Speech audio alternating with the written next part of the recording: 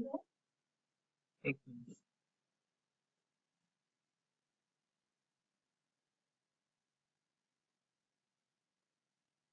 Hello everyone. We have had lot of things about quadratic equation and expression. Now don't you think we should change a bit and we should start solving now some other equations. Now this session would be for some other equations, and equations those contain the radical sign. Radical sign I mean square root kind of.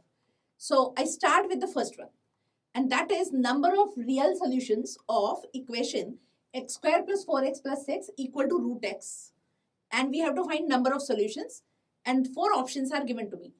Like before, we have to pick up the correct answer. Now if I have to start with this, my suggestion to you is that don't jump on squaring on two sides immediately. I know squaring could be a remedy, but don't square immediately, because on the left hand side you have x square plus 4x plus 6, which is of the form a plus b plus c. If you square it, that would be a long expression, and do not write two long expressions which you cannot handle. So before taking that step, please be careful. I write that x square plus 4x together and I make the perfect square. That means I have added 4 and then I subtract 4, and then I write x plus 2 whole square plus 2 equal to root x.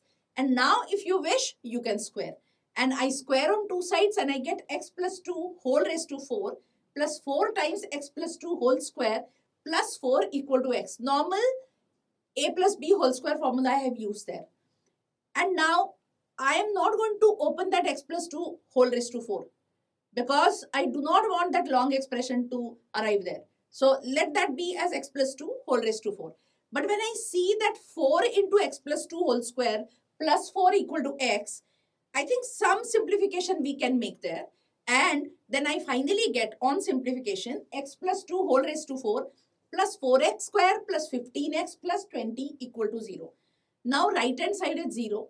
That x plus 2 whole raised to 4 is a non-negative quantity to which you are adding something, and answer is 0.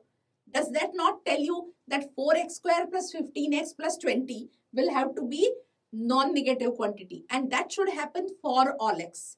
Now here comes that quadratic expression part which you have already done, that 4x square plus 15x plus 20 less or equal to 0 for all x. How do we handle? And that leads to, I will have to check delta less than 0. I check delta less than 0, and that is happening. That delta less than 0 is happening here because of those coefficients. And then I realize that if delta is less than 0 and leading coefficient is 4, which is greater than 0, then that 4x square plus 15x plus 20 can be only positive. It can never be less or equal to 0. And we wanted actually that to be less or equal to 0 to have a solution. So then there is no real solution for the equation. Now this is how you are going to conclude that there is no real solution, and hence my answer is actually A. Now can any one of you think of some other method to solve? Now whenever it is number of real values or number of real solutions, one nice method is that you can take help of graph. As long as what value of x is not asked, you are free to use graph. Because I know from examinations point of view, you are not going to draw graphs in scale. So I am saying that number of values can be answered, but actual values of x cannot be answered. So a later, that means some other alternative method is that we draw the graphs of y equal to root x and y equal to x square plus 4x plus 6 on the same set of axes. And I realize that x square plus 4x plus 6 graph is opening upwards, and y equal to root x also have drawn, and they do not meet at all. Had they met, then at the point of intersection, we would have had one solution. Now there is no point of intersection, so no real value of x, for which equation can have a solution. My answer is A. I move to next, and the next one is that I am given root x plus 1 minus root x minus 1 equal to root 4x minus 1. Now, how many solutions this equation has? The question is here regarding the number of solutions. The only method what comes to your mind perhaps could be that I would square on two sides. But my suggestion to you is, like in basic algebra, please do not jump on squaring immediately. The best And first thing, what should come to your mind is that I should look for feasible region. What is that feasible region? Where is the possibility that solution may lie? That first you have to work on. And for that, I must have x plus 1 non-negative, x minus 1 non-negative, and 4x minus 1 non-negative.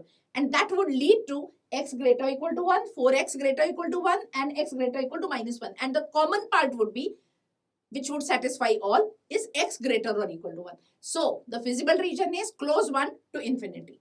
Now at least now feasible region is ready with us. And now you are free to square. I don't mind. If you feel like squaring, go ahead. And when I square and simplify, I will get minus 2 times square root of x square minus 1 equal to 2x minus 1. Now that left hand side minus 2 times square root of x square minus 1, this is telling you something. Left hand side with the negative sign and square root, you have a non-positive quantity there.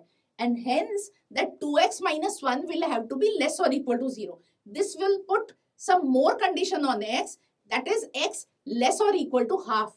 That means you can now actually implement this condition also, that x is less or equal to half. And we realize that on one side we are saying x less or equal to half, and on the other side we have said that our feasible region is 1 to infinity. Now these two do not match. I mean, nothing common comes out there, and hence we realize that there is no solution. I hope things are clear to you. I mean, we squared here, but not without finding feasible region. Now my correct answer is A, no solution. And now we proceed to the next one. And the next one is that sum of values of x that satisfy the equation under root x plus 3 plus under root 3x minus 2 equal to 7. And again, here question is sum of the values of x. It is not a number of values of x. I think then we will have to proceed normally. And without finding feasible region, we will not move. So we will have to put conditions that x plus 3 will have to be non-negative and 3x minus 2 will have to be non-negative. And that would lead to x greater or equal to 2 by 3, which will satisfy both the conditions. So my feasible region is ready, 2 by 3 to infinity. And now I square and simplify. And I arrive at a better form, and that is under root 3x square plus 7x minus 6 equal to 24 minus 2x. Left hand side is non-negative. So right hand side also will have to be non-negative. And that tells me that 24 minus 2x will have to be greater or equal to 0. And hence, x should be less or equal to 12. Now, don't you think, now I am saying x less or equal to 12. And in my feasible region, I had written 2 by 3 to infinity. Now, when I know that x is less or equal to 12, then obviously we will have a refined feasible region. So, 2 by 3 to 12 is a better region for us. And now, I proceed further again. I will have to square that equation 2 and proceed. Simplify. And I get x square minus 103x plus 582 equal to 0. Mind you, please, numbers are there. Do not get perturbed. Solve systematically and you will be able to get their factors also. X minus 6 into x minus 97 equal to 0. So I have actually two values, x equal to 6 and x equal to 97. X equal to 97 does not appear in the feasible region 2 by 3 to 12, but x equal to 6 lies there. So the correct value of x, which is of our interest, is x equal to 6. And question is regarding the sum of the values of x, but there is only one value of x. So we will write sum also as 6. And the correct answer is D. Before I leave from here, I again sincerely tell you that keep solving problems to get hold on the topic. Stay tuned till I come next. Thank you.